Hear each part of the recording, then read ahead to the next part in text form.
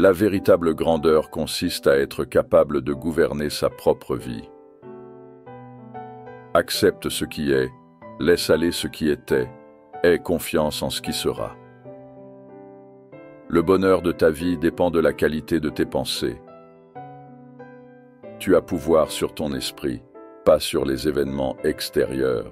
Réalise cela, et tu trouveras la force. La vie n'est qu'un instant. Le vivre est un devoir. L'obstacle est le chemin. L'âme se colore de la teinte de ses pensées. Ce qui n'est pas utile à la ruche ne l'est pas non plus à l'abeille.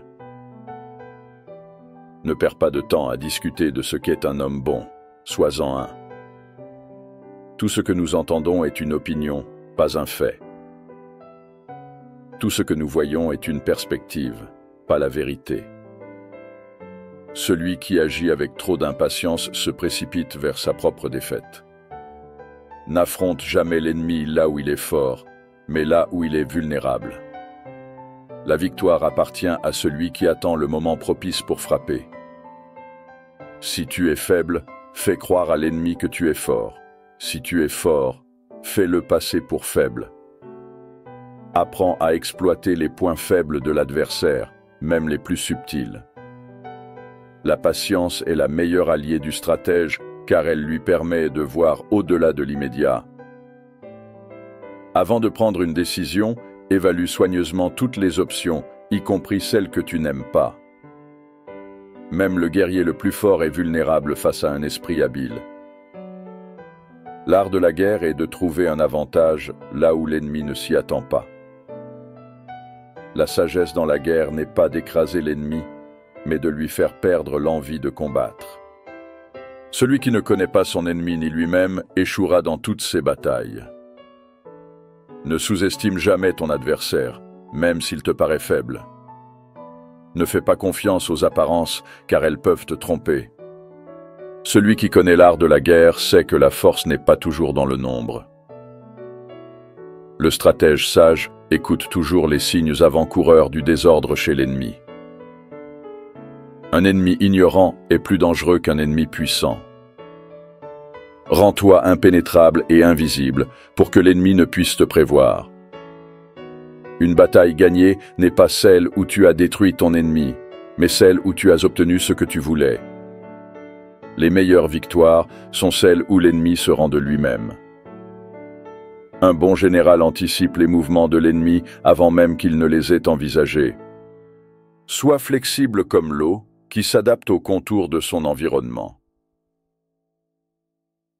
Dans la bataille, utilise des manœuvres directes pour engager l'ennemi, mais des manœuvres indirectes pour remporter la victoire. Utilise la force de l'ennemi contre lui-même. Les meilleurs stratèges sont ceux qui, dans la guerre, ne se battent jamais avec colère. Celui qui sait quand combattre et quand ne pas combattre est victorieux. Laisse à ton ennemi une porte de sortie, sinon il se battra jusqu'à la mort. Ceux qui sont les premiers sur le champ de bataille attendent reposer l'arrivée de l'ennemi fatigué. Frappe là où l'ennemi ne s'attend pas et attaque où il n'a pas préparé de défense.